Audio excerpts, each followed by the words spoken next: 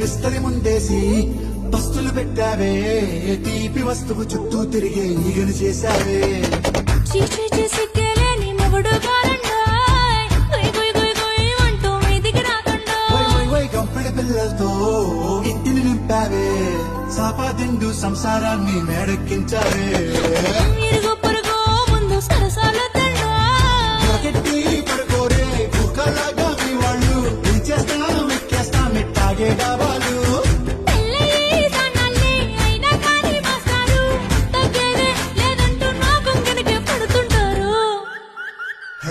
గోదారి గట్టు మీద రామసలకావే